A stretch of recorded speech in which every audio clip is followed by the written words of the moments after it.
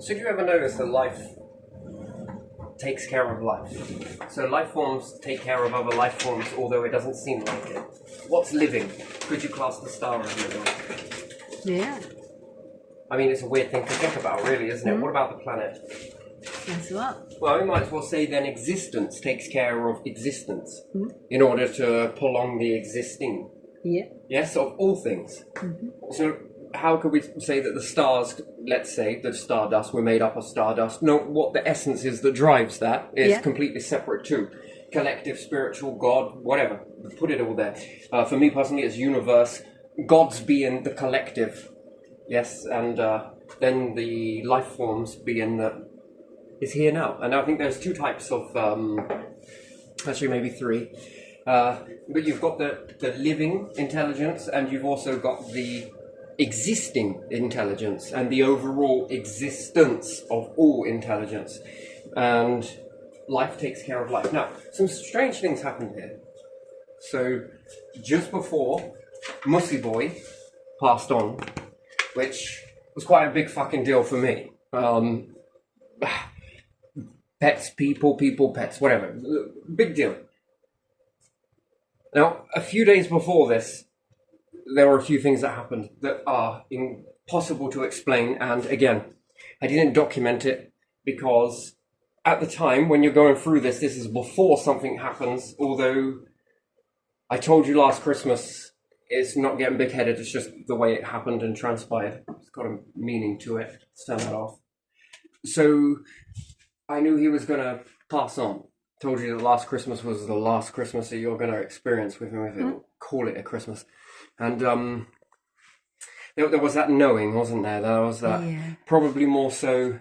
I don't know how you lot were all thinking about this, but that's from my opinion, and I aired out what I was thinking and feeling and knowing, I guess is the correct term. But you didn't know it then, as opposed to what transpired. So it could have gone either way. He could have gone on a bit more, but still. Well, let's put that down. Then there were those strange drops that happened on the floor. Like we went out. It was absolutely socking it down with rain. Like the most shit me. It was like the rivers fell from the sky. Yeah. It felt that bad that I started feeling like I should start taking a leaf out of Noah's book. Do I need to build an ark now? Or that's how much water fell. And then there was a beautiful rainbow, which then turned into another. Yeah. And then there was end up being 3 rainbows from the perspective. And like always, we decided to go out in it. Yeah. Kind of strange, really, isn't it? To choose to go walk out in that. You knew it was coming. And then we walked many miles and was in the middle of freaking nowhere, in the middle of not a field, I wouldn't say so, but a track that was near it. And to see that moment and to experience that, and so it absolutely honked it down when we left, and then even when we were coming back, and then when coming back in, all of the water off of the clothing and everything else, and coming in, and the greatest feeling ever was putting on some dry stuff after being that wet. Anyway, and the water droplets on the floor. You remember? And then I started to draw these because they just looked so when someone comes in from outside and it's absolutely pouring down and they've got some drips and they get changed, as my mom used to have us stripped down at the door. You ain't coming in this house looking like that. Well, what am I supposed to do? Here's a bag. What am I supposed to do with this? We'll put all your clothes in it. What, out here? Well, if you want to get messy, I'm okay for you to get messy, but you strip off at the door. Okay then. Down to your bloody boxers, right? So I can see why. Got incredibly filthy. But even still, standing in the doorway, all of these droplets came down, and I love codes and different things like that. And these droplets I decided to trace. Just pause this for a second if you can. So those water droplets that all were on the floor made a pattern of something, which I recognised the pattern, and I love this whole coded thing, right? Do you ever think that we're here, but we've got codes, and these codes are beautiful, right? They, even if somebody else works them out, they change again, they change again, they change again, they change again, because let's think about it from a spiritual perspective, right? Whichever way you want to label it, whatever you want. So do you ever think that we're in communication with something far higher? Yeah. A high believer that I Yeah. that I am, and that's a personal thing, and it's up to you to find out whether you are in that or not. It's up to you. See, the thing is, you've got part of it inside, and you've got part of it outside, and it almost seems that whatever this is seems to be in control of the way things seem to splash, or it's just patterns in things. And then when you begin to either ignore them and just think that's just a pattern, or you write them down, Yeah. you draw them. And when you sit there looking at these drawings, this is what I did, but it's just what I've learned to do. And again, even if I do say this, it will shift again and it will shift again, because the key is put into you, and the key is put into reality, and you are able to see that bridge. So if something works it out, it puts another key into you and puts another key into reality.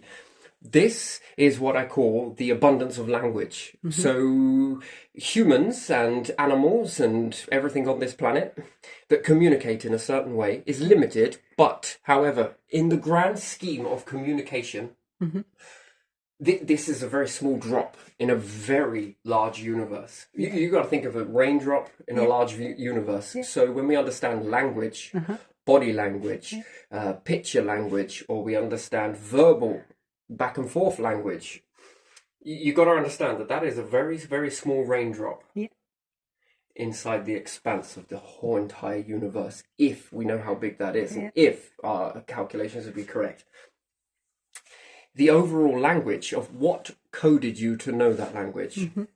You see, that's the biggest factor that then puts you on a ruse of whether this is fiction or fact. And at the end of the day, science is all about best guess, and is usually a theory, which is a theory, can be wrong, can be correct. However, that when we look at this and this circumstantial evidence starts to produce itself, we often follow it.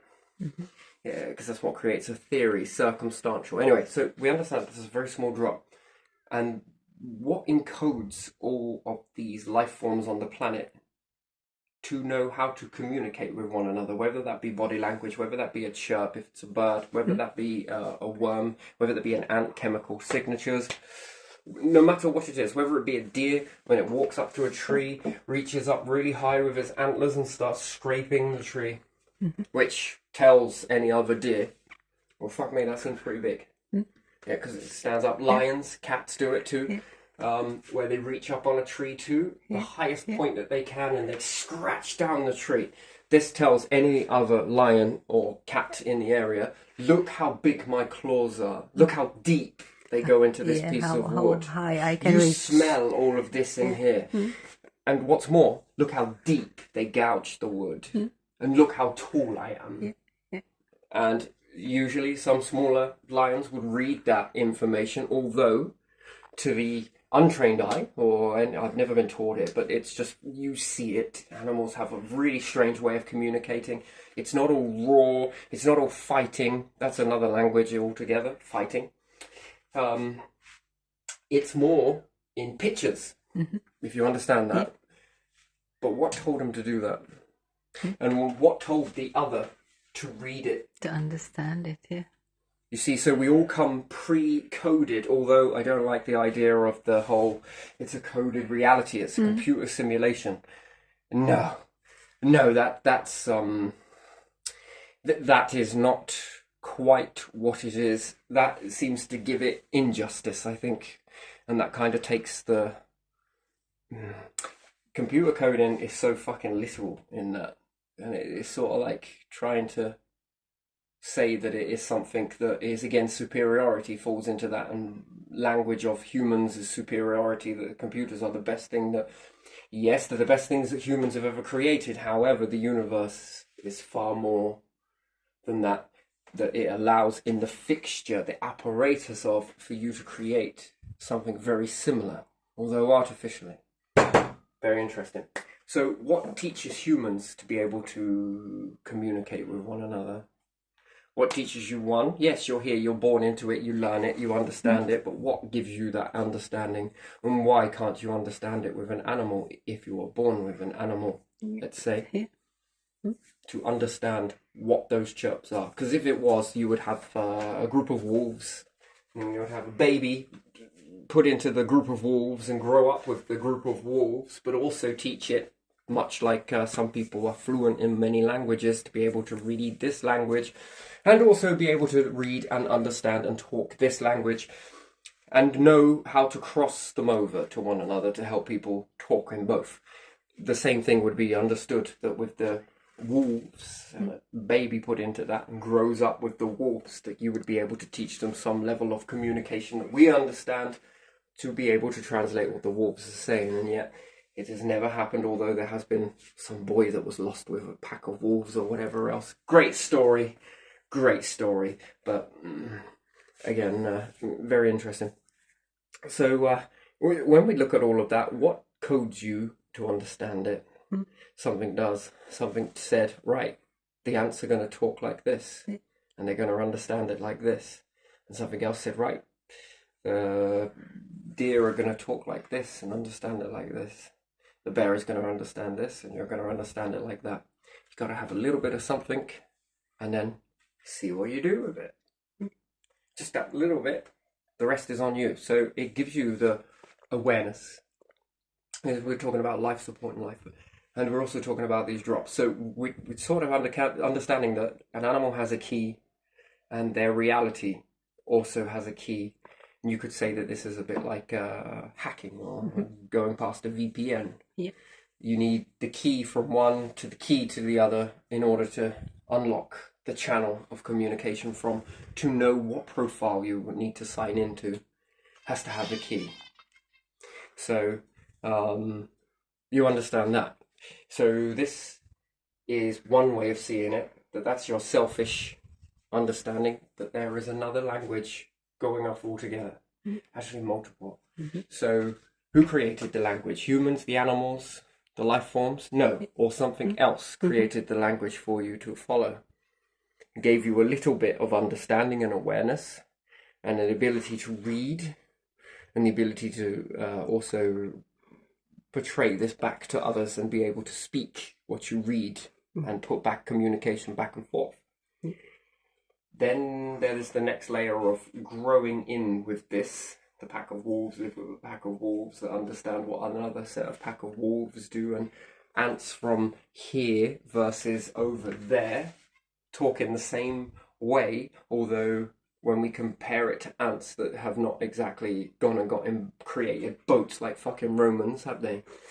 Vikings, actually, and began rowing across the continent, right? Yeah.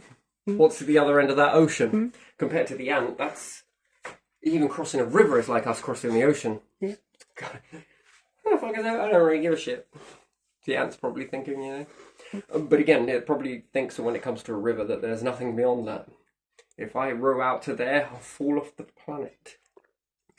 Right? Yeah, there must be a level of this sort of thinking. And to understand that ants from here to ants from over there seem to communicate in the exact same way, however, are separated by much, much, much distance.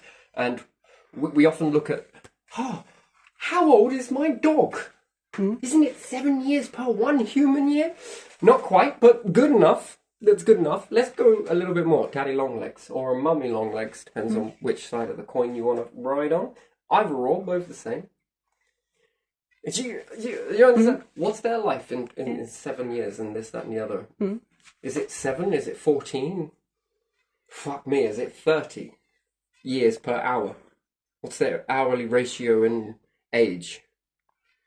Because at the end of the day, it's perspective. If you ask it what it experienced, well, I experienced a little bit. They last about a week, not 24 hours, but some can last up to a week, but very unlikely.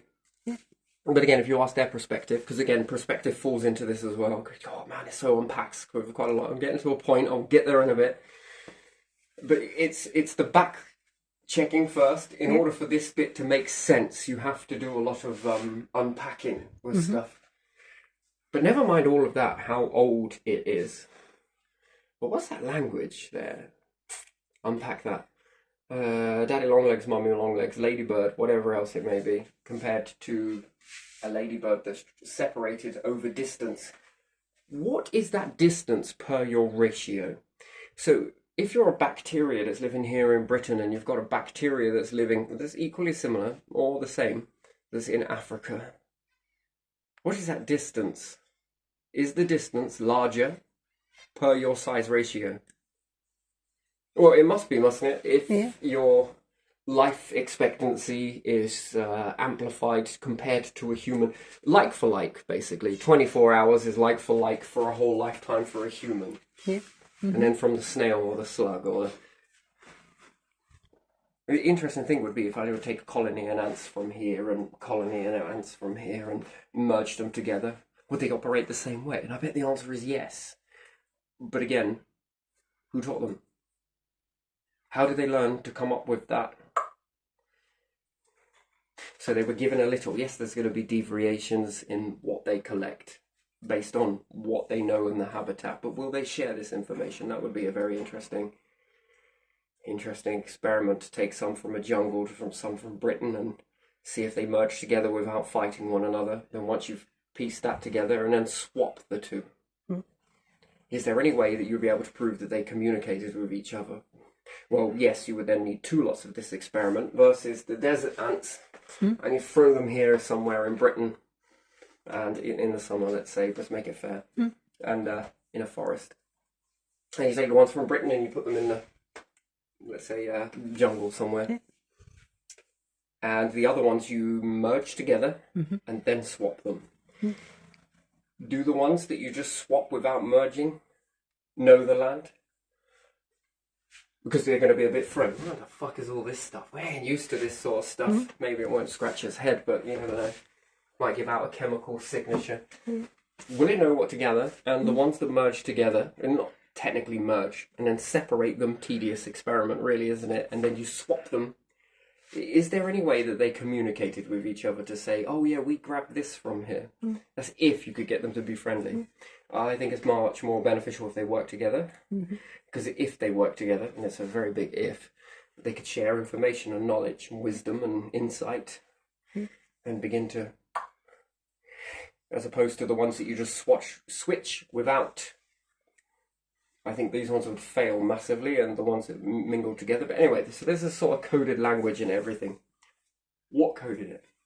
Something far more in the know than what you could ever understand. So even if we think that our deepest and darkest and lightest and craziest thoughts are not read by anybody, I've got news for you. That's the biggest load of bullshit I've ever fucking heard in my life. Your thoughts are. Your thoughts can be read. You know, there's a few things that it's been done on pen and pencil. Wait, pen, paper, and pencil. There we go. Where you can have a satellite that reads minds. You know, there's much more control mice. You can control a rat using radio gear. Yeah. That's an interesting thing. It's not 100% perfect, but by and large you can.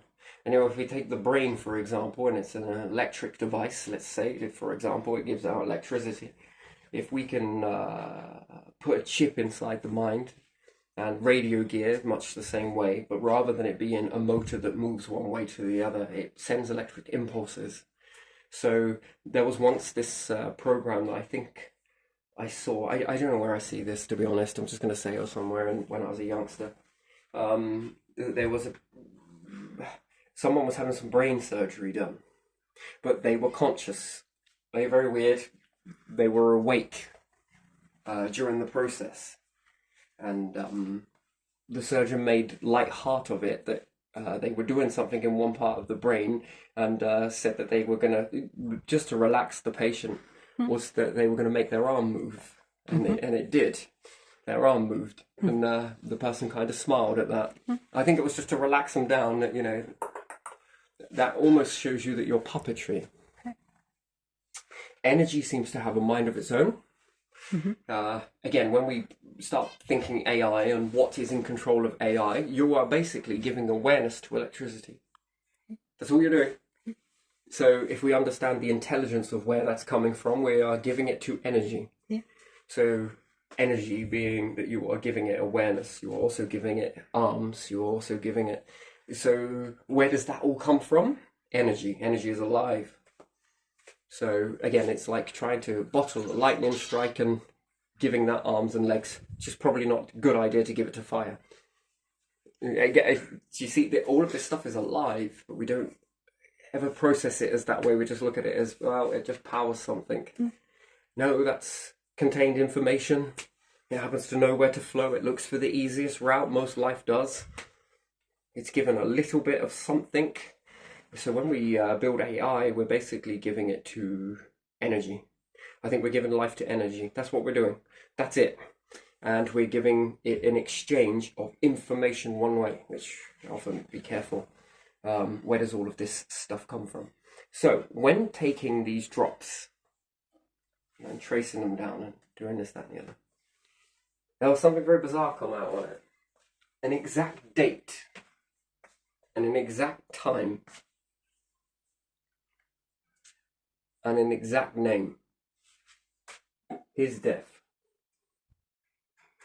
Now, obviously, this is looking back. You know, everyone always talks about hindsight, right? If you knew now what you knew then, you would trust it a bit more. The fact is that at the time, it was dismissive. It just looked like a load of pareidolia that didn't make any sense. I sat there drawing it out in front of you, and you couldn't see it. You just saw smear and patterns. But then when I got you to look a little closer, and I traced and outlined this, it's a bit like it started to become visible to you, yes? It's like looking for a FedEx arrow. The arrow in FedEx. Yeah. And also in the company Energy, which is Shell, which is changed over to Octopus now, is it? It's just in, not all of it, just part of it. Overall, Yeah. still. Yeah, in their Energy, they have an arrow too. So, again, when you can go a long time not seeing it, and then someone points it out and you see it, then it's the same in this process that I let you see something, and it began predicting a date come out. But then the more I was following it, I didn't want to do anymore because it gave a name. Now, is that because of something that I already knew, but I didn't? I'd have to be psychic in order to know that, but I didn't. Something else was happening in that moment. And this was a biggie for me. I'm not going to lie. This was something. Not that I care and I don't care about the whole transpiring. Depends how attached you get to things. Either or, I do, and then I have to suffer the consequences of that later on. So that's a choice, really, isn't it? How attached you get. Yeah. More commonly than not, it's in relationships with people. People would get into relationships, become overly attached on their one another and partners, which makes companionship. But the more deeper you go into that, it's a hell of a drop when either one or the other disappears, depending on how genuine the link is.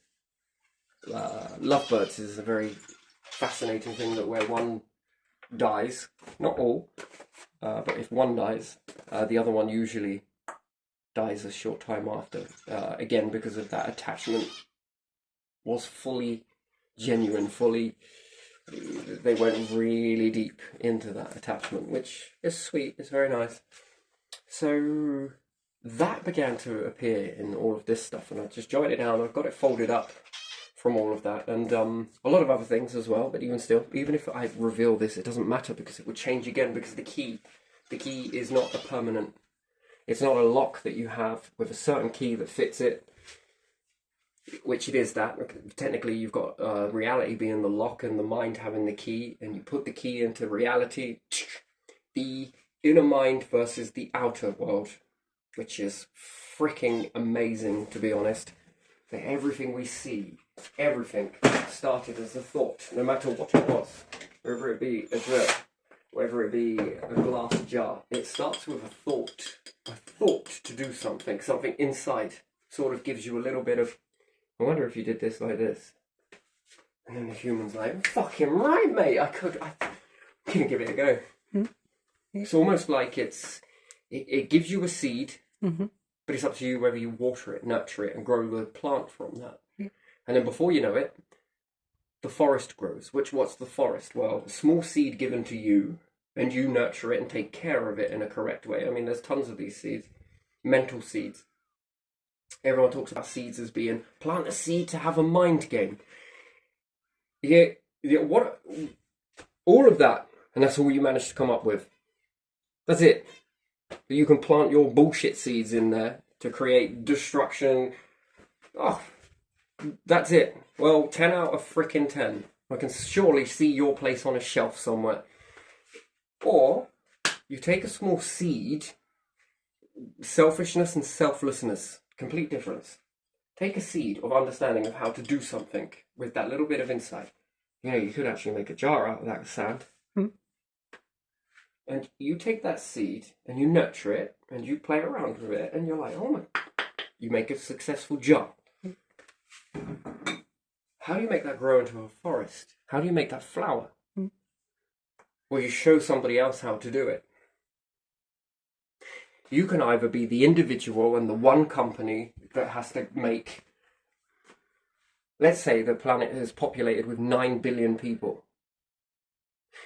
Now, if we're talking about a jar, let's take a jar, for example.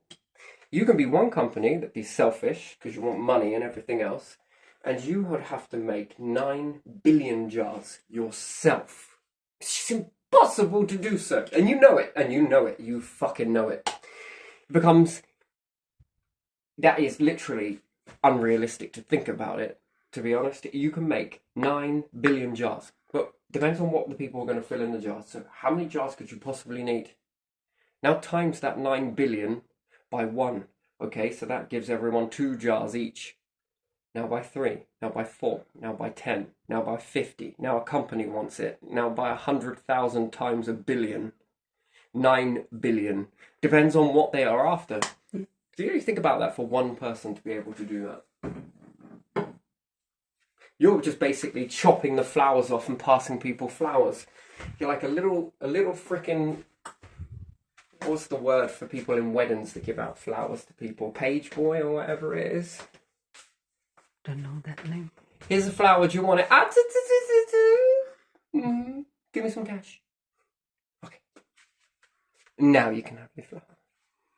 Right, so you understand that is absolutely unrealistic thing. And usually we're given these seeds to sort of like, well, you can hold on to them if you want, or you can share them. Mm-hmm.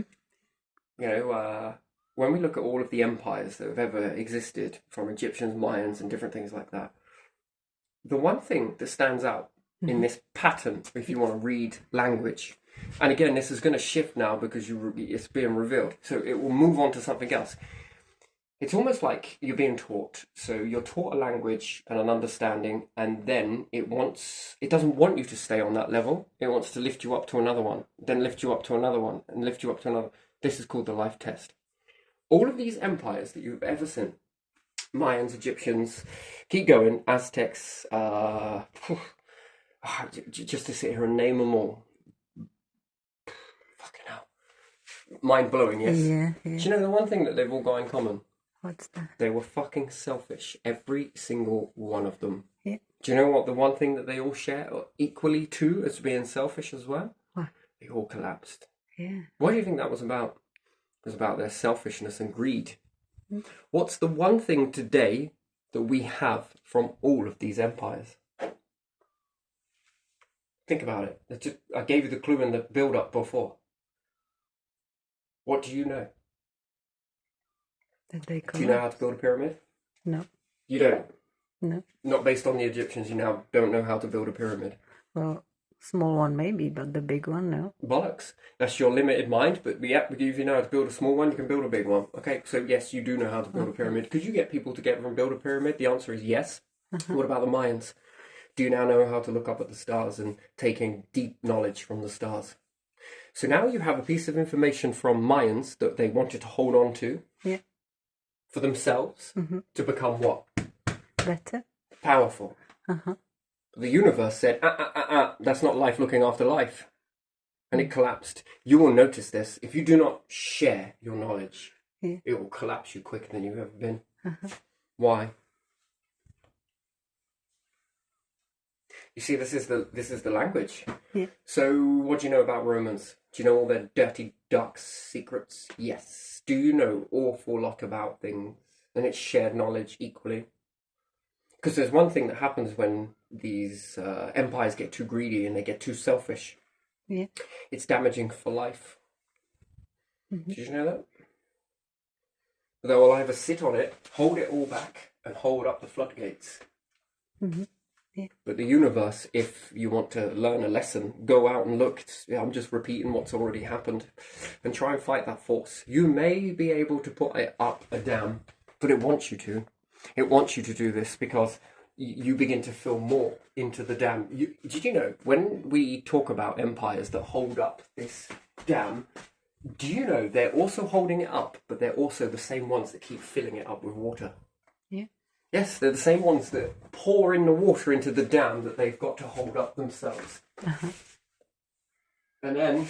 Until they cannot do it anymore. So the universe works with these. It doesn't work with them.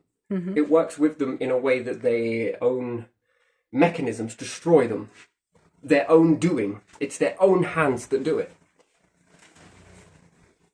This is what causes the tidal wave of knowledge, and then all of the secrets come out. All of them. Near enough all of them. Some people hold remnants, and then it's a choice. You have a choice. Do you share, or do you keep them self-centered and keep them to yourself because you want to become the next? So you want to rise above. You don't want everybody to rise together. That's it. That's what it boils down to. Everyone claims that they're not like animals and different things like that. Could you imagine a different world where prisons weren't all about criminals doing this or cutting down a tree or whatever it may be? The criminals were ones that hogged information. That these become the true criminals. Because that holding back with all of this stuff stagnates it for everybody, doesn't it? And let's be realistic. Is it really safe in their hands? Do they destroy most of the planet? Let's take corporations, for example, that not all of them, but most. If they can't get away with doing shit here, they fuck off to another land, take over the people that are there, they get them to put it in, and then they import it in. Yeah. So there is no jurisdiction, there are no checks, there are no this, there's no dipping, there's no... Mm-hmm. Yeah. Because they know that if they were to do it here, there would be a whole lot of arseache. Mm-hmm. So it's probably not best to build that here because it would stop me from doing what I wanted to do. So they go elsewhere. What about chopping down forests? Yeah. What about depleting lands and doing this, and this? Do you understand how that is freaking insane? It is. So a lot of corporations hold on to this sort of... they got a bit of information and quick, it's going to make me, my fucking ego and myself. It's going to build me up so much and it's going to make a lot of people suffer. But fuck them because it's all about me and my empire. Yeah. And they will stand there being like, you know what? God is going to love us. The collective are going to want me. Oh, did that fall out of your own little self, did it? Did you make that up all by yourself? Here's a little fucking star for you. You honestly think that that's it? It's going to want you to be self-centered with the collective and be like, this is all mine. This is just mine. While they're busy ripping the clothes off your back, taking the food out of your children's mouths. Not paying a tax, in any way possible, getting out of paying a tax. Yeah. In any way, shape or form, and somewhere along the line, some of these institutions allow them to do it. Yeah. So they dodge this whole tax thing, and, you know... And while dodging that... And everyone hates the tax, the people hate the tax. But by and large, you are actually doing a tremendous public service because if the tax was utilised in a correct way, it would come back to you or your children at a later date, at some point or another. Look at it the way it went. You got free healthcare. You got free this. At least a chance at trying to save your life in certain things. You could have your teeth pulled, this, that and the other. Right, so it gets such a bad rap. But in fairness... No, that's not. You shouldn't be targeting that. You should be looking at this and all of this tax avoidance in that sort of... There's so much trying to get out of paying it as much as possible, and that's not pissing into the same pot. That's pissing all up you and everybody else. As soon as they get a tax, You'll pay it. Yeah. So yeah, no, I don't know. There's this coded language in everything, right? And there was those sounds like this is going to sound crazy to say. I recorded it, but I don't know whether it came out. What did you hear here? The music. Yeah, angels singing, right? It's the Yeah. only way to explain it. Yes. Yeah, that was very calming and nice and pleasant music. Like female angelic Yeah. angels. Yeah, and it lasted for quite a while, didn't it? And it got more and more intense. Yeah. His little pattern on his chest. It looks like a shield. Most people will mistake it as a does. shield. It's It not. looks. It definitely Yeah. looks like. Yeah.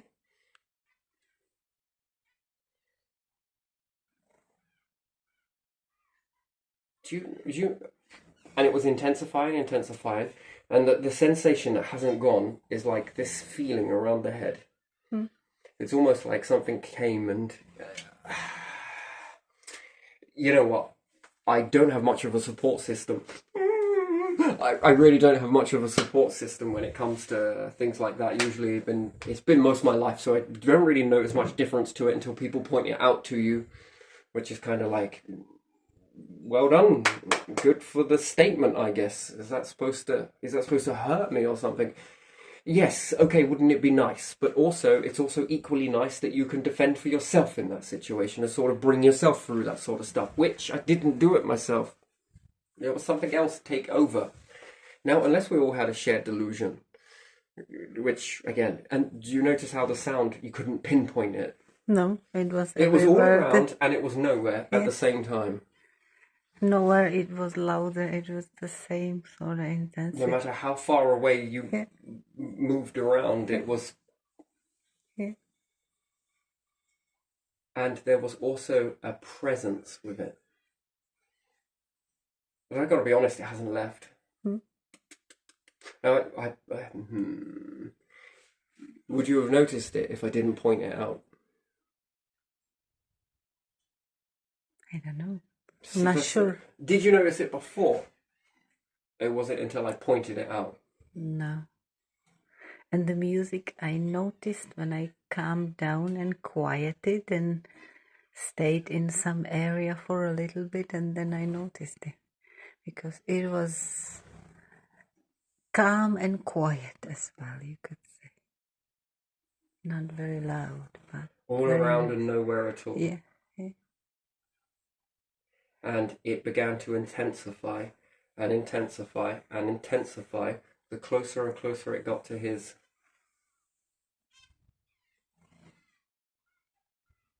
So with him on his final moments, I actually lay down on the floor with him. It was actually kind of one of the most gut-wrenching things I think I've ever been through. For me personally, that's a massive attachment, but interesting. The amount of stuff that was learnt and that whole experience was almost like I think it was supposed to be quite a negative thing, because it seemed like every place I went to try and get him sorted, it was almost like a door was shut. I think he was bit by a dog, to be honest. Actually, I don't think it. I think I'm starting to piece this together. He was bitten by a dog and it punctured his kidney.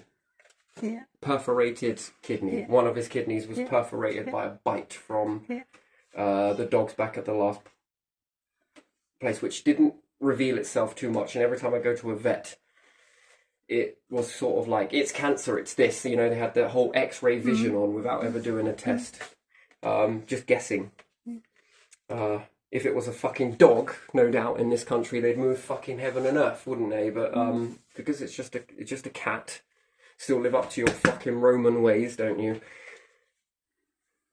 Which is a lot of error, to be honest. I find that is just. Yeah, and we are now made to go to vets, are we? Yeah, fuck off. Fuck that. Fuck that. So, yeah, no, nah. Nah, what a load of bollocks, mate. Terrible. But again, for me to say it must be such a bad thing. No, you remain stuck on this. and don't shift from it, then yeah, you take every label that you've got, but you shift on it, and wow, what a change. Perhaps you didn't know. But don't come to me with you all fucking mighty and know stuff about animals and fucking RSPCA my ass this. What a charity that doesn't seem to give out to anyone. Where's it animal cruelty these days? Where is it? They're too busy certifying Morrison's food to saying that yes, this animal is dead. Look how humane it is. Stick that stamp on there. This was the biggest welfare. You lot are paying a charity for that. It's ridiculous. And then when it comes to paying out for anything, they haven't got any money. Yeah. Yeah. How much did your company make in a year? How much did your company on charity and different stuff did you make in a year? Now, where's your transparency of how much? Because not being funny or anything, but your charity could be utilised into going off to people who are actually in need as opposed to filling pockets of CEOs. Really, couldn't it? Yeah. It's a charity. They don't work that way. Yeah. Yeah, Saffron's supposed to be a fucking charity, but there you are. Care about people and all of this shit. No, actually, it's a load of bullshit. So that word charity is starting to get a little bit of a bad rap for me, to be honest. I think it's just another scheme, and not enough is done, to be honest. Yeah. So yeah, that was a lot of strange stuff that started to happen, and Yeah, it did. and it's only when looking back on that you sort of begin to see that sort of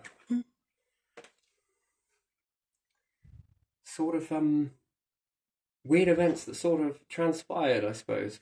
Yeah. But the most beautiful and the most heart-wrenching, but yet the most inspiring and the most spiraling moment, the verge of what we call duality, that couldn't make you favour one nor the other, but shifted you towards the middle.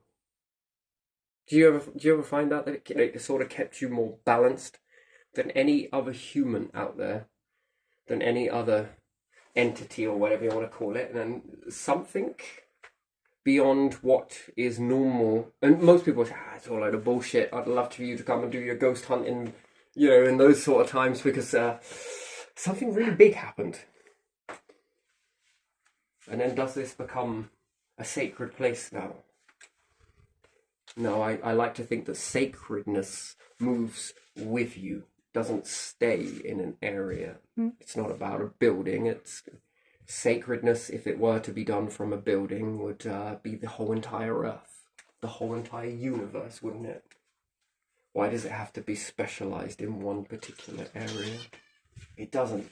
It's into the individuals that fill a particular area. Individuals that fill a particular area. That presence is not linked to a building. Because a building, well, what can you teach it? What can it speak?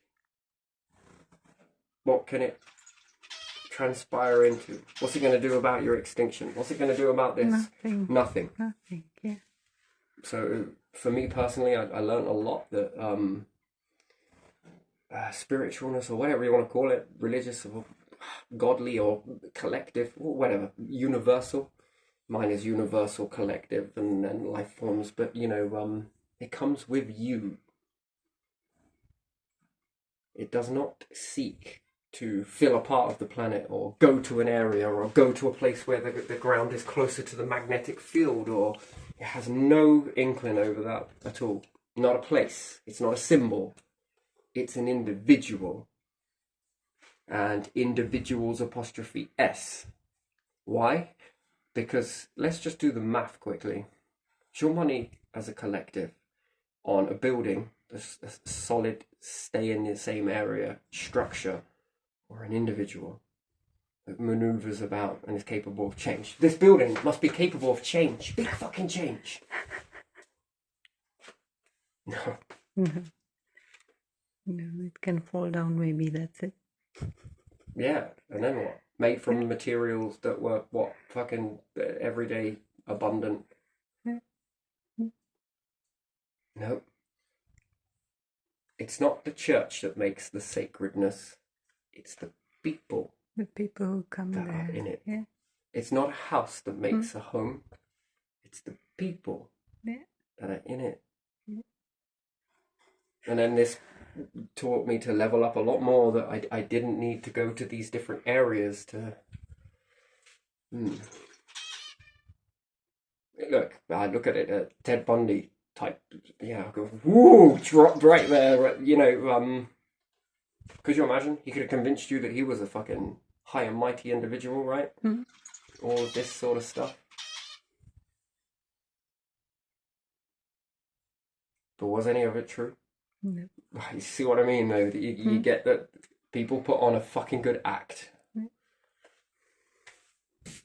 And they do a lot of faking and rely on, look, see, it's because of this particular building. You must come here. See this? You can't come to this building. Why not? Because it's sacred. You're not allowed in this bit. Again, it's power, and then it leaves mystery, and mystery is what is like, I wonder what's in there. I wonder if I'm good enough, will I ever be able to get in there? Well, ask yourself the question, would you ever be able to get into a king's palace somewhere?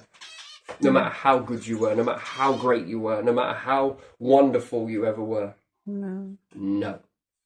That's interesting. So you can't climb the ranks to get into these places. It's never happened. The only way that you can really get into these places in old time, not saying that I would ever do this, because by and large I don't agree, but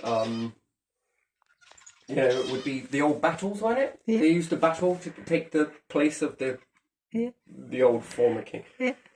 Glad that's changed, to be honest, because that's a weird way to do it, right? But there could have been a better way. Muchly, but you know, when we ask that question, can you ever, no matter what you do, could you ever get into a position like that? And the answer is no.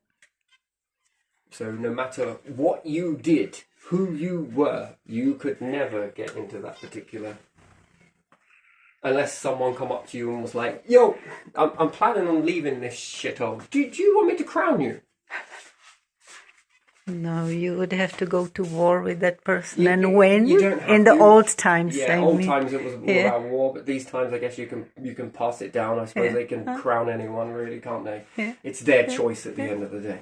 But even still, you got to ask yourself, in that position, would you ever do that? Probably not. It's like asking a CEO, you want to give the company to me? Apparently it's really stressful to run that company.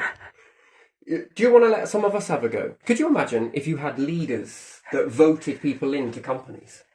In a democracy, that's how it would work. We don't know the way you're running this company. What, fuck you, there ain't nothing you can do about it, motherfuckers. Oh yeah? Let's go for a vote then. Calm down, it's just in a theory. But in a democracy, you know, but it's mine. I thought it was ours. Could you imagine that? How would companies change if you could vote people into them? Literally vote. Vote people into power companies, vote people into this. I mean, how much more different would it be? Greta Thunberg, is that her name? Thunderberg? Whatever. Something like that, yeah. What would she do in a power company? If you could vote her into a power company somewhere, would it be a good company? Would it flop? Would it be more successful? Would it be cheaper? Would it be this? Would it be... What could you do if you had that at your experience? What if you could be voted into different companies that were putting bad foods or chemicals into foods? What if you could be voted into shops? Could you make better shops? Would you make better shops? Would this start a competition off where people would do a good job, they get to stay on? Basically a bit like pool. It's weird, it's only in pool when we're at a pub somewhere. People have got the fortitude even if they're drunk. Winner stays on? Oh, okay then, let's play pool. Where the winner stays on because you're good at what you do. And then a championship winner comes in and it's like, yeah, I don't know if I want to play with you. I might get one turn, I suppose. You get the... But again, if they're good at what they do, well, should they be there? Oh yeah, we can see why you play pool.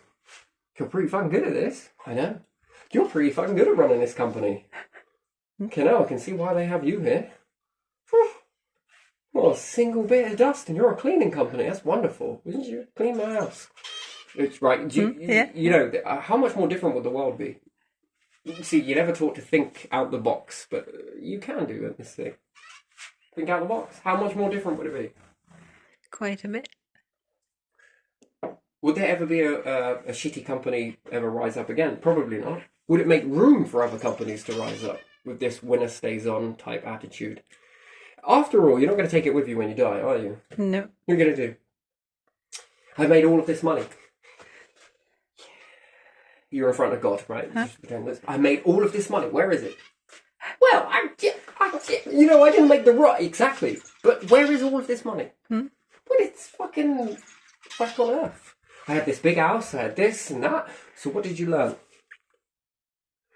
Well, I learned how to shit on people. I learned how to evade taxes. I learned how to not work as a team. I learned to look at other people as just scum of the earth whilst I waltzed around like I was something. Not saying that everybody does, I'm just taking a piss, but, you know, kind of. Did you make any changes to make it better? Well, no, I just stuck to a formula, a process that worked, because it worked. Was there anybody else that could have done that job better than you? Ooh, what a question.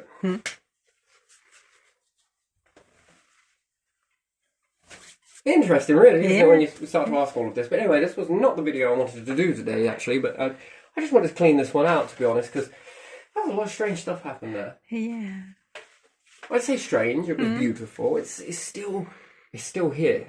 Like, I don't know, I've been through some stuff in my time, some hell of some stuff, and I can't speak for everybody else and whether you've gone through this. My near-death experience was, winner takes all. That one was definitely the winning.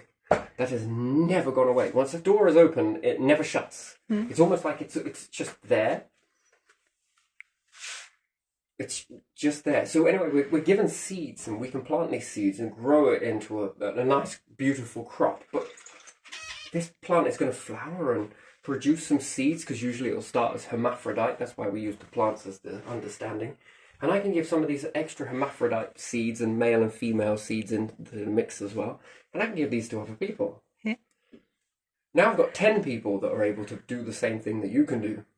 Then those 10 people teach another 10 people, and then those 20 people then teach another 20, and then those 40 then teach 80, and could you imagine that? That would be insane. Could you imagine it? That's the only way you really get to space, really, isn't it? Yeah. Teaching one another, then sharing this. You don't want to pass a torch. You want everybody to build the same thing and then put the torches together at the end. Each nation, which symbolizes a torch, which symbolizes all of the people.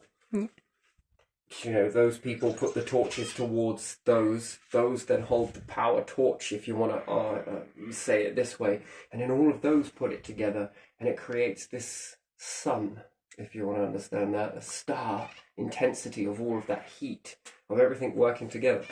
Sure, candles burning singly are great, put them together and you've got fire.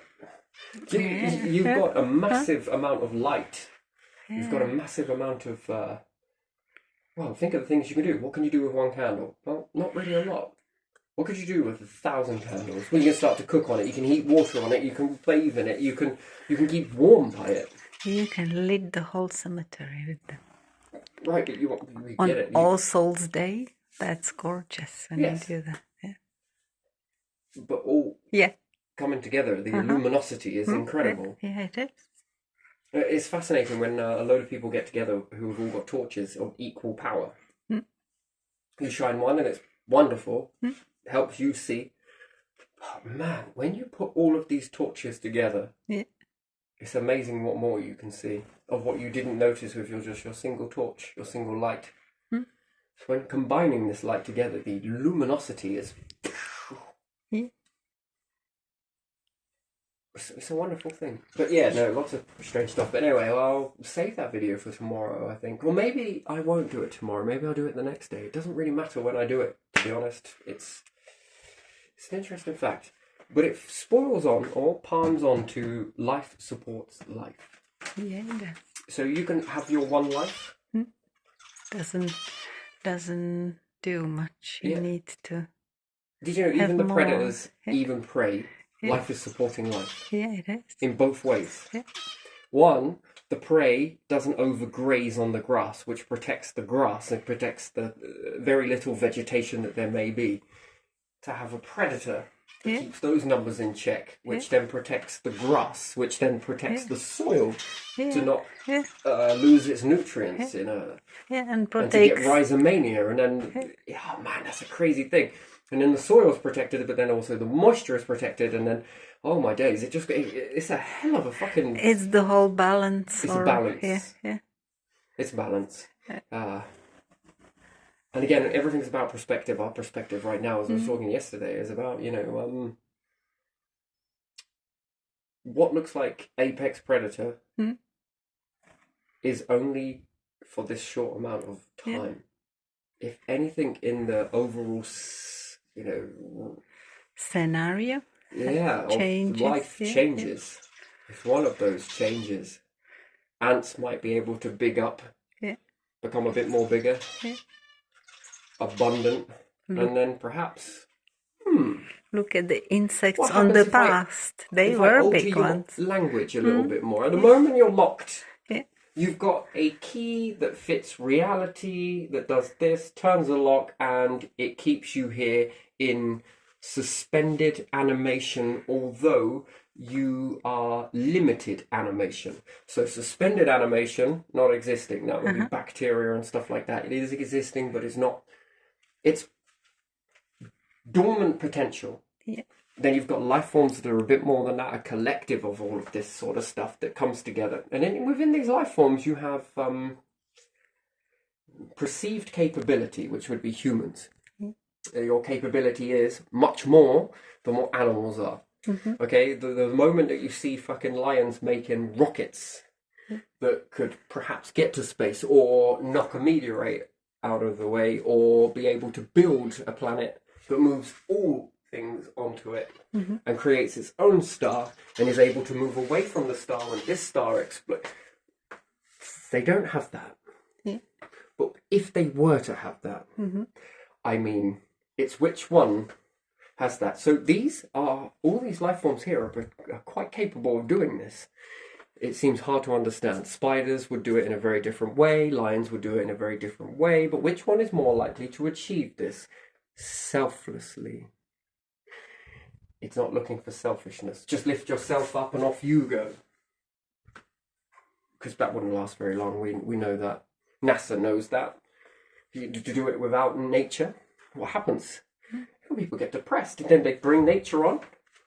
It seems to open Pandora's box that that is the biggest lesson ever. That's why they experimented on the space station with some plants, didn't they? Didn't they bring some to grow? And just by touching them, it to boosted see. the morale. Do you know what? Plants that I have, if my depression is big, I got more plants. And the plants get very big because the more you have, the less depression you get. Do you know, if you convert this whole earth and you lose nature, your species would end up, statistically, committing suicide. You will die, you'll kill your species out. It affects the mind so bad and so crazy. It's mental, really, to understand that you would become so depressed that your whole species would just give up. You can see it in industrial areas that people are more depressed, can't you? And where there is less nature and there's just factories and smoke and dirt. And yes, it damages the air quality. The water purification is down. Nature is far away. Water is purified far more greatly by plants than it is by anything else. Yeah. You know, the easiest way to purify water is use plants. Do you know that? That is the fucking fact. Yeah, yeah. And you need layers of soil in order for them to leave the bad bits but draw the moisture through. Yeah. And as they do, it knocks out crystals. If you didn't have crystals, by the way, if you didn't have massive crystals and this was soluble, you would poison yourselves. You wouldn't be here now. No life forms would be here now if you did not have crystals. Crystals are a knockout, a byproduct. When life travels through space, crystals will become quite a fascinating thing. They kind of look beautiful, but don't underestimate it. If you grind all this back up and make it soluble and put it back into the water, you'll end up over polluting. So crystals is very important, and nature plays a fundamental role in this. So does heat and other things like that. It's just not one thing, but particularly is nature. If you have a load of semi-bad water, let's say, not great, but not on the verge, you wouldn't drink it. It stinks too bad, and it wouldn't do you any good. Parasites and different things like that. Well, if you have a load of plants in this particular area that draw that moisture out, one, it doesn't pull the parasites in. They're left, and their numbers dwindle. So nature brings this out, and everyone thinks that if you have plants, it creates dampness. What the biggest load of bullshit I've ever heard in my life. You're thinking mushroom, so start thinking fungus. If you think that nature creates moisture, it actually doesn't want to create that much moisture. You've got to understand that. There's a fine balance. Why? Because it creates fungus. And what does fungus do? It attacks nature. Like it or lump it, that's what it does. Mushrooms is one life form. Nature is another. Mushrooms is a very tricky stuff. Humans just do not understand how ants, it's a very favourite thing for me. They are aware of this stuff. And in fact, they go to extreme measures to keep fungus away in any way that they possibly can. It's a very interesting thing. But do you know the weirdest place that ants live is inside plants? Like in with the root system of plants. Why? Because it's so freaking dry. And they say that it aerates the soil and does this and creates these air chambers. Yeah, they like this airflow because it pushes out the moisture, which drives away fungus. They hate fungus. They are much more advanced on this and aware, and most life forms are, except for humans. We seem to, because we eat it. Tapeworm, anybody? Oh, I don't want to eat a tapeworm. Come on, let's have some fried tapeworm. But is that mushroom? Mushroom is a parasite. It's fungal, it's this, it's that, it grows on the body. There's some lady I see on the YouTube, oh my days, so I heard, whether it's real or not, was using yeast on her own self to make bread. Yeah, oh yeah, I heard that too. Oh my God. But she makes a very interesting point though, that technically that's what, it's the fungus. Yeah. You put it in bread, you put it in this, you put it in that. Fungus. Terrible stuff. It's absolutely terrible. Yeah. We don't wake up enough to it quick enough. And it's beginning to invade our houses, it's beginning to invade all of this stuff, and we're starting to wake up to how bad the stuff really is. And most companies don't take it serious enough. Because, they think, just clean it like this and we'll just shove it out there somewhere. Yeah, they will sell you product that is attacked by fungus. They will just wash it or something, and then on a shelf a few days later it has some splotches on it, whatever it is, vegetable or something. And the spores make it all the way through space. Yeah. So wherever this has come from, it's come from a planet that is rich. It's come from heavy metals. Yeah. Very heavy metals. It likes metals, yeah. Mushrooms so like extremely heavy metals. Yeah. And a place that isn't raining all the time, but incredibly damp and steamy, with moments where it dries. Then it produces a flower, and utilize this to produce many, many spores. It seems that its life cycle comes from a planet star system that was damp, not wet, but steamy. Yeah. And very heavy metals, extremely heavy metals. There's not enough on Earth, to be honest, that you would associate this with. And a strange light. To see it, it's quite something. It's I don't know. I go to this portal in the mind where I sort of see this nature from a very different sort of environment altogether from that. But Earth seems to be a category of a mix of these things. Yeah. There's no way mushroom would have evolved here.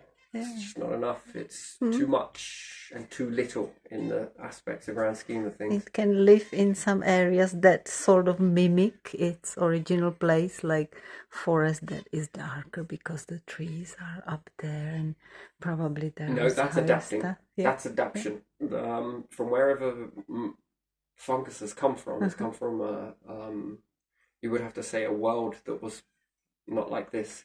This is what allowed it to take hold and adapt at a fascinating rate. Yes, that gave it all of the right environment to become what it is. Then something happened, and then it came here. Now, how that came via spores or different things like that, and again, spores, very interesting thing. Then when it came here, it's begun to adapt. It's already taken hold. Now it can adapt. Once life takes hold, it then utilizes adaptation, utilizing all of the info that it had learned. So it seems to have come from a place that was very misty, with times of drying, misty times of drying, misty times of drying. So it wasn't water world. It was a Boogie? no, steamy. It would have been Steamy. quite close to the fact that it's underground and it lives within the ground. That would have shown a sign that there was too much radiation. Would there be moss then? Because moss is drawing the moisture to its sort of leaves that are not No, really moss leaves. tends to favor nature, so it seems like it walks hand in hand with this stuff. And then why do I say that? Is because the microorganisms that break down are very beneficial to plants, and usually the most mossiest. When people put grass down, you tend to get fungus in this. But when you have moss, you tend to have a lot less fungus. Interesting, very interesting. No. Mushroom seems to be more like a place with very intense sunlight, very intense, and not enough water to create raindrops, but enough to create steam. And this, I suppose you could say, condensing, Misty environment. misty, just not enough to create, and it would have been very metallic. So metal, a very different world to what we see now. So perhaps a type sandy, metallic-y, spawny place. Very interesting, but warm, extremely warm. I don't think nature would survive that. It's only when something has come here that this is a mix of a lot of different worlds. Earth is very special in that way, that it is a mix of a lot of planets. Different areas of different climate, doesn't it? Yeah, and because it rotates, anything that comes in peppers it's basically like having a hot dog, right? If you have a hot dog that stays still and you go to pepper it, you'll only pepper one side. But if you've got it where it's rotating and you pepper it, you tend to sprinkle it all over. And in the beginning, the spores, whatever that landed, hit that 1.1% out of 1,000, whatever you want to put it, in that right Goldilocks zone. Life is all about Goldilocks zone. So yes, the planet being too far away, but again, that's not all of it. The nuances would be the fact that the planet, in certain areas, there's a Goldilocks zone, but we don't have a Goldilocks zone that's even all the way across the Earth. Because you look at the caps, that's not a Goldilocks zone. No, that's not. So we look at the equator. Yeah, there's also not a Goldilocks zone. No. There's sort of somewhere in between that. Somewhere is somewhere, yeah. So there's a Goldilocks zone, yes, that you're not too close to your star and you're not too far away. Leave it at that, and that's where you'll sit with your belief. But then you have to break it into another segment again, and then look at the planet. Is there Goldilocks zones on the Earth? Which the answer is yes. Yeah. So at certain areas, there's this Goldilocks zone. You need to draw it like a star. A star, lots of belts that come off of it, and these have different Goldilocks zones within it, so the happy medium. So would things favour fungus in Antarctica? Probably not. What about North Pole, South Pole? Would it favour it there, let's say? No, probably not. Would it be more in this area here? Yes, this is more of a Goldilocks zone. Once it lands there, it's a different question altogether. That's going backwards, though. You've got to go backwards. It's got to start from somewhere, a percentage, and even a small, tiny pepper grain. Although you've peppered the whole planet, it's going to be in these particular areas where it's going to flourish the best. Now, when it begins to flourish in there and it begins to move, as it does, and land masses move too, and changes happen, it begins to adapt. And now it begins to learn these extreme areas, and it begins to push the envelope on these areas one way, and it begins to push them on another. But it's got its main bulk where you will find... So you find on the planet, if you look at it, you've got more certain types of species in certain areas. That's because they've reached their Goldilocks zone, but they do push out. They're beginning to push out, and they begin to coat and coat and coat. Before long, they'll cover the whole planet. That's where other life forms come in that feed on these, that keep their numbers and keep them in their boundaries, in their areas, to stop them exploding too much. Life supports life, even if it's here or it's been here. So dinosaurs support life now. How's that? Well, petroleum keeps you warm, this, that, and the other. Past life being forests and different things like that. Well, it gives you coal, it gives you warmth, so you can cook food. Meat is inedible until we cook it. Then it becomes edible. So there's a lot of things that turn off the poisons and do different things. So cheeky yam is inedible until you leach it in a river. Then it becomes edible. Acorn. So from the oak tree, the acorn is inedible because of the tannin. You leach it in a river for a few days, and then it becomes edible. Even hazelnut is inedible until you cook it. It's more easily digestible. Most foods are inedible until cooked, or something has happened that leaches out or reduces the poison. Roasted or blanched at least, or steamed a bit or something. So to eat it as it was, even to eat a lot of hazelnut won't do you any good, to be honest. It won't harm you 100%, but it might give you stomachache or doesn't something. Work terribly good, and especially with children. When it comes to children, for them to get the true maximum Goldilocks zone from the food, you see how it moves. This Goldilocks zone is not limited to just a planet. So if there's anything that you could ever teach science, it is to try and maneuver from the Goldilocks zone. Look at the Goldilocks zone, but now go deeper into that Goldilocks zone. What's a Goldilocks zone to a human? There is one. But yet, adapting, and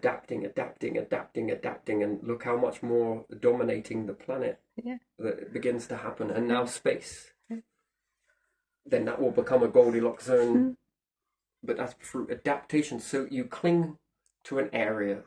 Far back that they can go, they would say Africa. Yes, the humans perhaps came from the ocean, although I don't believe that. But let's say it originated from a place in Africa and began to push out. And then there's new science coming out that's saying that it was coming from more like places like Siberia or somewhere colder.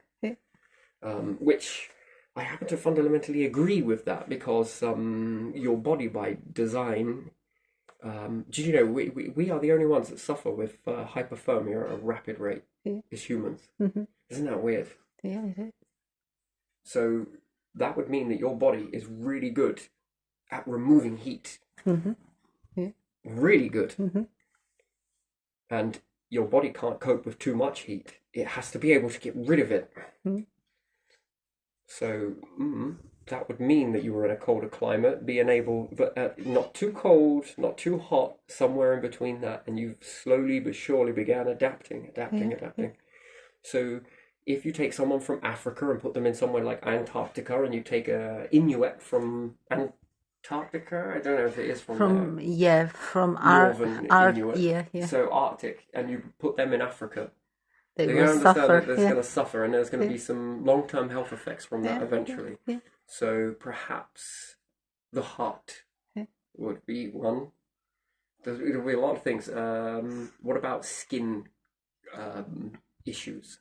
The light is going to be different. So the one thing that would be more common to expect would be skin cancer in one. Because of the constant radiation bombardment, the skin is not adapted to deal with that.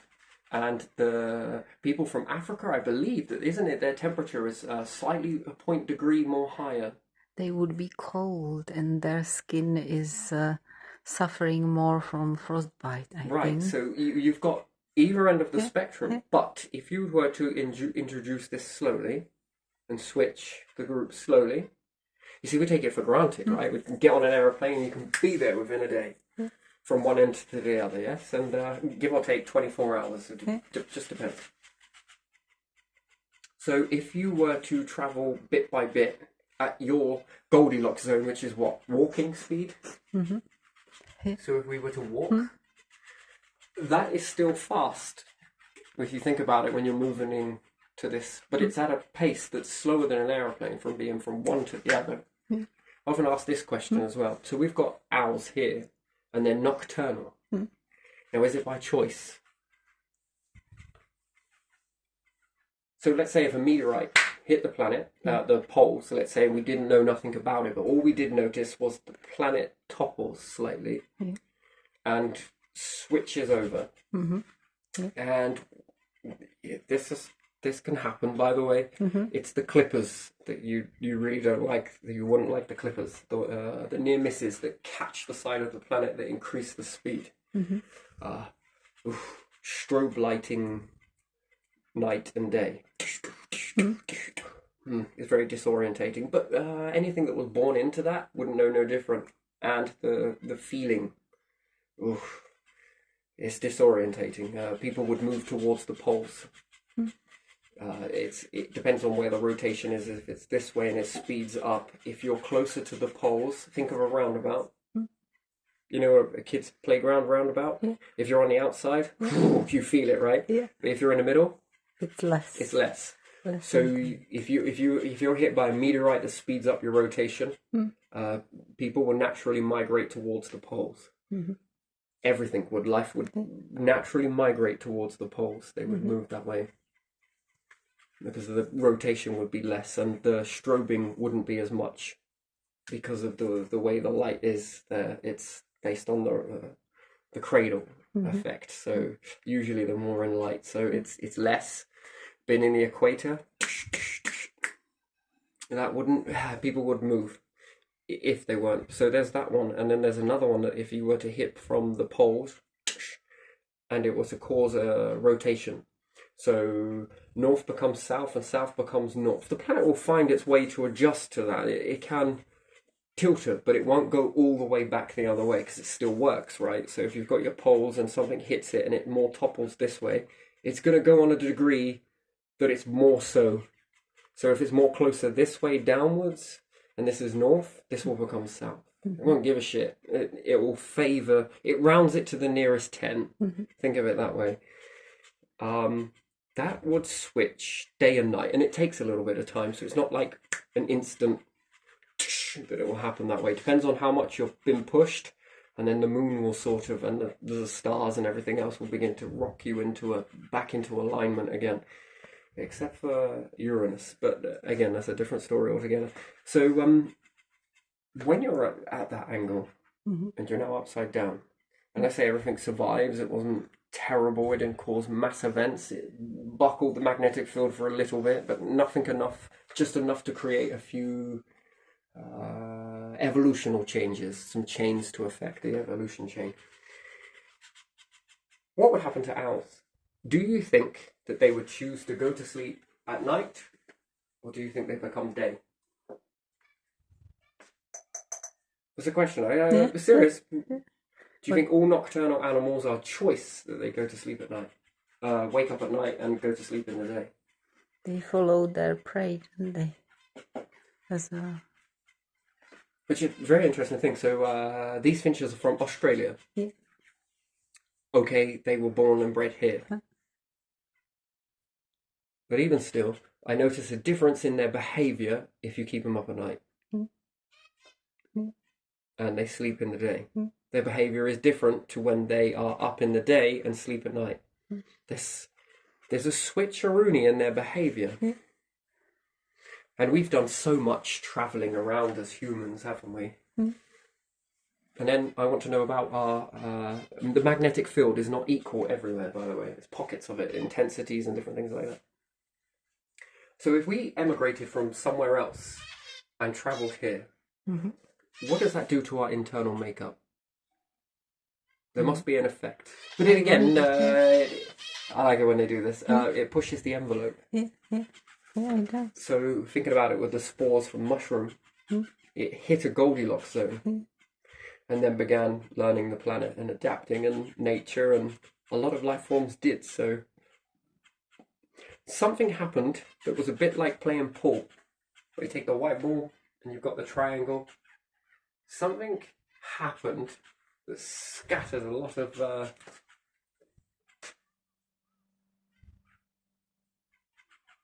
Have we seen a star in our vicinity ever since we've been recording data about stars exploding?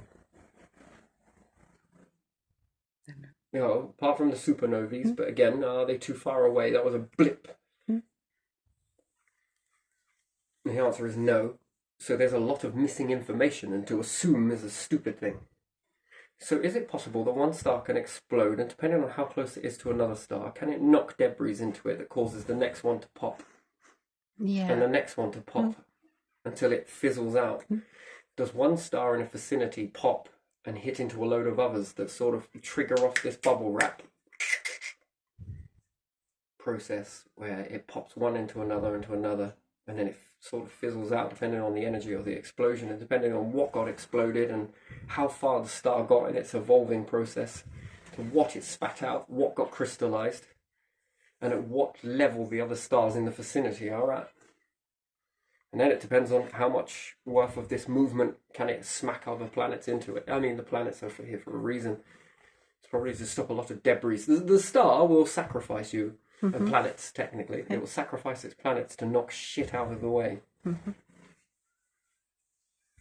then if you are hit into the star with something big and chunky, and is it going to cause an ice age? Because is it going to make the, you know, when you throw coal on a blazing fire and you throw a load of coal on it, do you notice how you sort of smother it out for a bit? It takes a little bit of time to start burning, and that's like it can take up to 3/4 of an hour if you've got a raging fire and you throw a load of coal on it.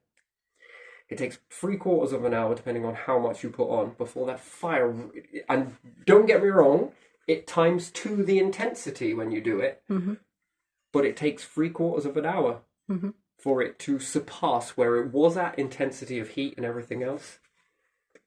And that's around the half an hour mark, and then when you start reaching into the 15 minutes, that's when it begins to start climbing over that, because it's got new fuel. So if you were to throw something into the star that was of good size, we're talking big sizes here, some we can't even get our minds around.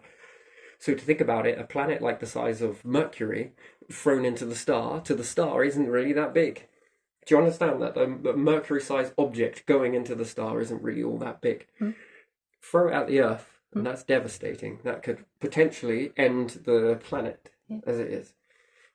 Fracture it. Maybe it will come back together. Maybe it won't. But to the star, it can handle something Mercury-size, even Earth-size, give or take. But it is going to have a knock-on effect. Now, is it going to be like throwing coal on fire when it's raging? It's fucking hot. It's like, whew, yeah, it's pretty good, but I'm thinking that's more for a bit until it takes time to start. Now, you've got to think about that in a planetary understanding. Are you going to create an ice age? If something hits into the star, it's going to cool it down considerably. Is it or isn't it? That's the question. It depends how cool this object is. Depends what it's made of. And it's going to take a little bit of time to heat that object up, because it's not going to be radiating into space, because it's got something colder that it can radiate into. So the heat is going to radiate into, because thermal, it's going to radiate into that colder object much more faster. But that's got to come at a consequence, right? As to what heat is coming out. Pretty sure of it. That intensity will die down. And can you cause an ice age? Now, if that takes 3/4 of an hour before it intensifies in heat, so we look at it and we say when the dinosaurs were around, there was a meteorite hit what caused this increase in heat? But we had an ice age. Now, is it because it's all blanketing and because it hit the Earth, or did it hit the star and a fragment? Because meteorites never travel on their own, by the way. They travel in clusters. You have the main big ass bastard, and you've got a few remnants that follow it. In fact, they never travel on their own. They've just gone in multiple different directions depending on its source of origin. So if a star has exploded, they explode in multiple directions. Never just one. Yeah. Never just one. Wait, let me get that. This will help you understand it a bit easier, maybe. Now I'm going to start to wrap this video up. So we understand the star explodes in multiple directions, yes? So we've got a few, and this is never one on its own. It's a few clusters will come this way. Big un and a few small ones. The few small ones are probably going to hit the planets and different things like that. The bigger ones probably going to go for more the sun, gravity and different things like that, influences and pull. And I just wonder if it's going to be attracted to it as more, depending on what it's made of as well. And it depends on whether the star wants it. When a star explodes, it goes in all directions. Never one.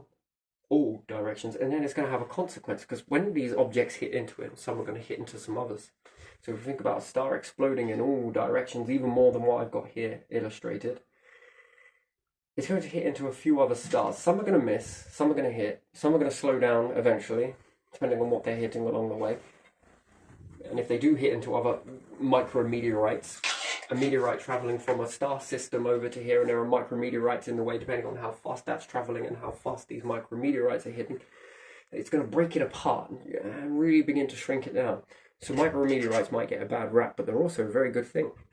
They're wonderful. They're actually little tiny protection brackets, to be honest. The further away a meteorite is and you can spot it, if you started hitting it with ball bearings, think about it, shotgun blasts each time, it's going to disintegrate that, depending on what it's made of eventually. And it's going to make a ton of micrometeorites, which a planet or an object is more probably likely to deal with. I'd probably keep it in one shape, to be honest, because depending on how big it is, you can maneuver around it, as opposed to dodging lots of little pieces. A bit more of a pain in the ass. But again, planet, one thing.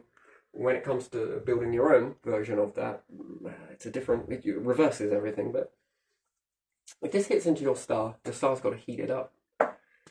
It's going to have a knock-on effect. And cycles on the Earth. So we have a summer and winter. It's very interesting. So if something hits into the star, some of it's going to hit into the Earth, some of it's going to hit into Jupiter. When a meteorite comes, it's going to come in a cluster. Why? Because depending on how big the object is it going to have a gravitational influence to it? Are things going to follow that? A bit like a big ship falls down into the ocean, sinks. It brings all the little debris along with it. Much the same in space. Liquids of the universe. And it's not, but same process. And these things, some things are going to hit the star and some things are going to hit the planets. That's going to have a knock-on effect, kick up some dust around the planet and create a nice cloud ball around it. This starts to rain back down after a year, give or take. But what about the star? How long is that going to take? 10 years? 100 years? Depends what hit it. Again, there must be some computer model that would be able to guess this, or at least have a good go at trying to figure that out. Depending on how big the object is, the size of Mercury hits the star, depending on what shape it is. Some of the star is going to poof out, cause a massive detrimental solar flare. No doubt. And it's going to hold on to some pieces of this and bring it in.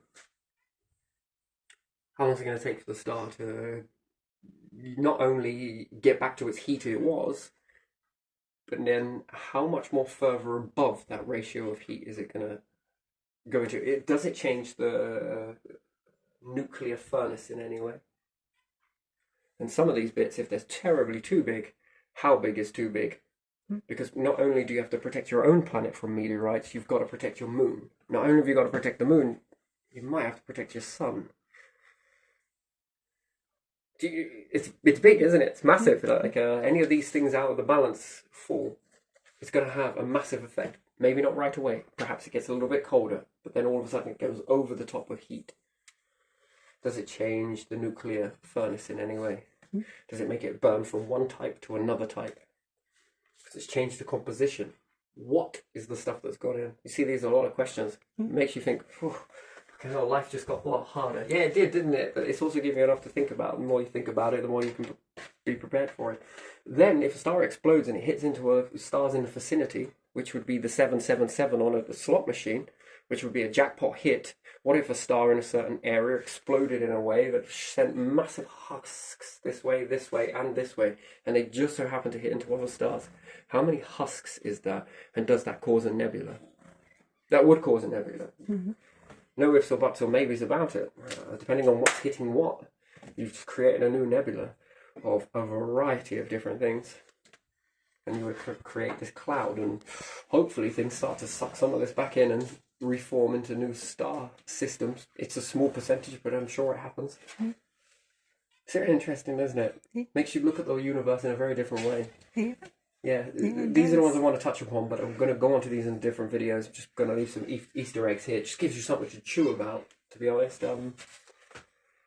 Yeah, so life operates in one way. You have a key, you sit it into a lock, and this happens. And then we have life forms on the planet they have a key that fits into a lock. Yes, one particular lock that keeps them dormant, suspended, and in a type of suspended but active animation.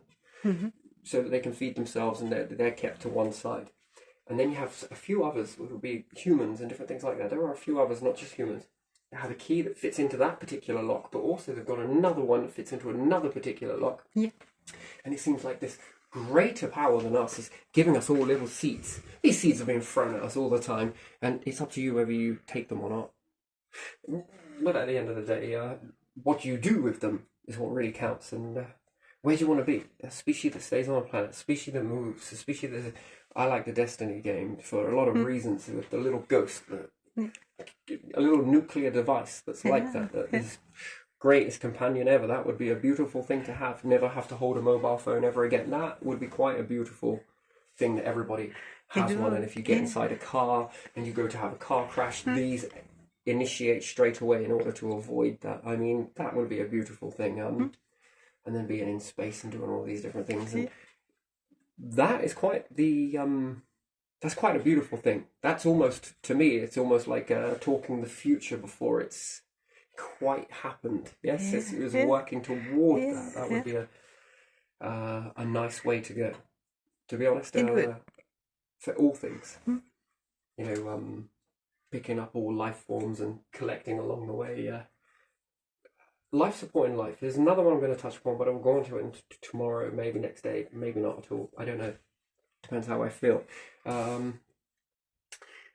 you ever think that life forms predict things, that work out these keys of knowing certain things and knowing that certain... Do you believe that the collected and the universe sends down messengers every now and then? Do you believe that? Yeah, it's in possible. order for the key to fit, to turn a lock, in order for it to uncode reality for others, when most life forms copy other life forms. It's just how you're taught to do. But you need a vessel to do it with. Do you ever think that the universe would pick certain vessels to... That's interesting. Some of it's partly worked outside, some of it's worked inward, some of it's worked as you go along. Yeah? No? Could do. What about other life forms that are out there that would know that there would be this? Perhaps one life form comes to one area, the others that are around and are a bit more advanced would be able to know that they were going to come at a certain time. And what they were taught to do was send some stuff here, which then gets you thinking about computers. So then you start making computers. And a bit like TV, right? The signals travel out into space. So if I could go times 2 the speed of light from Earth right now, it's times 2 the speed of light. You and I was to have a camera with a TV on it that was picking up actually all the transmissions that were sent off of Earth, from Earth, from when they started sending out transmissions. For things to come to your TVs or your mobile phone or different things like that, you're not just sending it to your phone and different things like that. No. You are sending it at the speed of light out into the cosmos.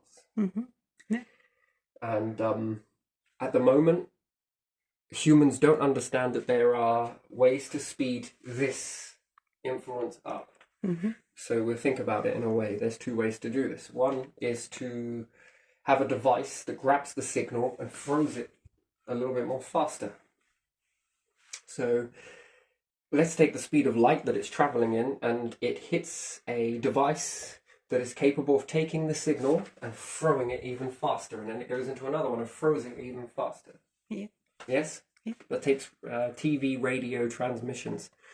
The very first transmission that was sent to TVs, people had TVs before people knew TVs existed. A lot of the elites kept this stuff hidden from mainstream people. This has happened. So they were broadcasting these programs to one another way before the masses even knew they existed. These transmissions I'm on about are the ones that are quite far in space. Now, the problem is with that, which is not a problem, you travel at the speed of light. Yes, let's just say that you could travel at the speed of light. This thing is traveling at the speed of light, so it would appear like a cloud that always moves away from you, yes? Yeah. If you could travel times 2 the speed of light, it would do this. And eventually you would catch her up till there was nothing.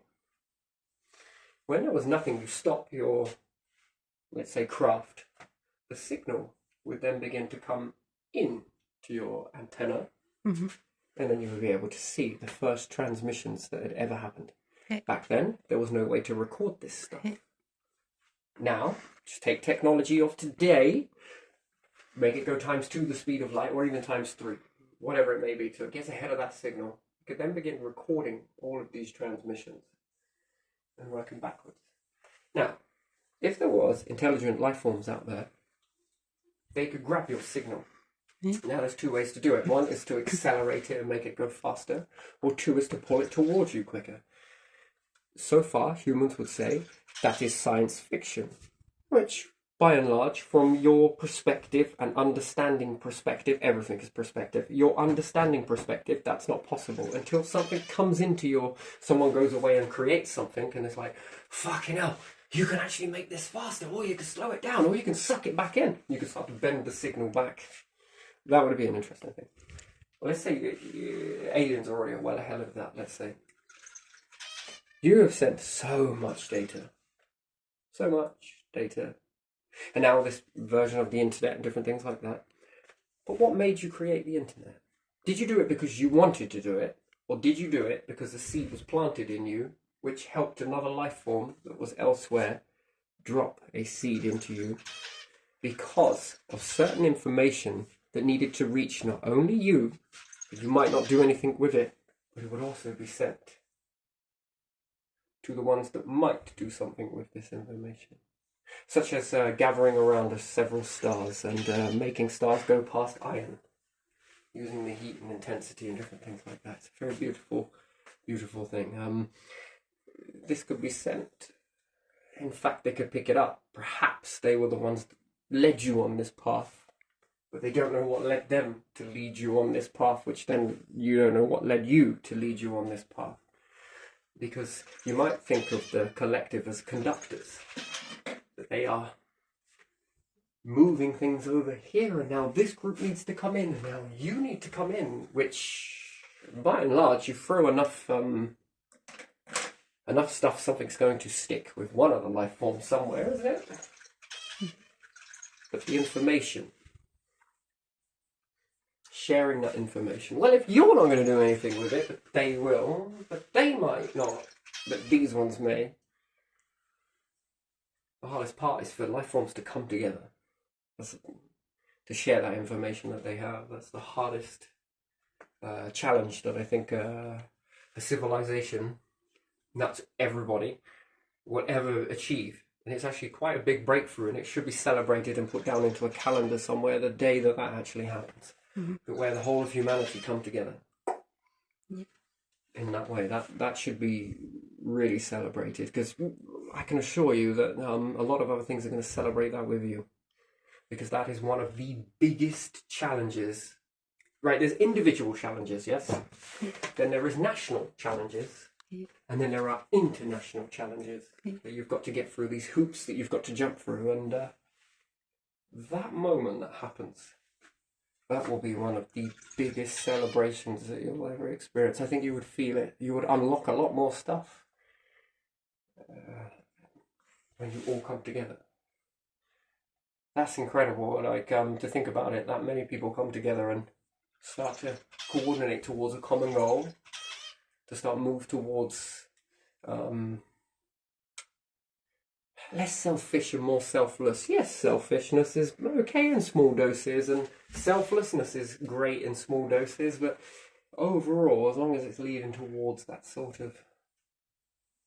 Because, you know, people will say, oh, you're wasting your life individually. So what's the collective doing? Well, you're going to go into this shop over here, you're going to go and work in that company until you're dead. They don't really give a shit about you, because as soon as you drop or you're ill, they'll just replace you with someone else. Bye-bye, see you later, next one, next one, next one. Just keep making me money. Come on, come on. Go. What is that? What is that going to achieve? Especially if it's putting in bad products into it, into the next generation, and causing deformities or this, or that. What's that? And that's supposed to be a life that is well lived and is not a waste. That's supposed to be not a wasted life, that you are to go and do that and play that tune with those corporations, with this, this, and this. That's not a wasted life. Interesting. Definition of someone that would say that that's not a wasted life, because you've got a lot to gain from that type of life. But from my perspective to yours, that is a wasted life. But your perspective to mine, this is a wasted life, which is a very interesting thing, to be honest, because I don't think it is wasted at all. But, you know, by and large, that is a life well lived, apparently. Not according to me. That's a life well lived in your terms, because it fills your pockets. That's what that does. And that's the only thing it does. But is that a life well lived? Well, that's your definition, but what's the overall definition? Is there a definition above your definition? And then what we all do together as life forms, because we say that this is a well-lived life. Doing the same shit as your grandfather's great-grandfather, great-grand have done for millennia, for time and time again. That's a life well lived. To do nothing different from that, but this is a wasted life. Well, as long as you're pointing down, I guess you're never really looking at that. And that's an achievement. That's overachieving. That is the be-all and end-all of everything. And if it was, then there would be more opportunity for everybody to be living like that. But there isn't, so... No, I don't believe it. I think that's a ruse, a bullshit. So, yeah. So what is a life that's well lived? And who knows the answer to that? Where is a life that's well worth living, and what for? To achieve what? What part of that life is going to protect you against extinction? What part of that is going to protect you and move you forwards from off the planet?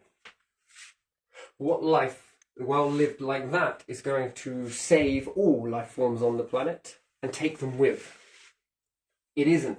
Is it destroying them? Yes. Does that mean that you can burn through fossil fuels and then push the taxes onto the small people for even putting on a light, whilst you evade it, even though you were the ones that used the most of it in the beginning in this behaviour? That's a life well lived? I don't think it is. So, again, that's just my question onto it. I've heard it enough. Am I allowed to ask the question back? I think I am. I don't care. It's a rhetorical question. If it's rhetorical, I think that's the right word. But yeah. It depends on which side Alice is holding her looking glass, really, doesn't it? And who's holding it and who's looking in it, and is it a looking glass or is it a magnifying glass? Yeah, it's definitely a different... Depends on the perspective again, though, doesn't it?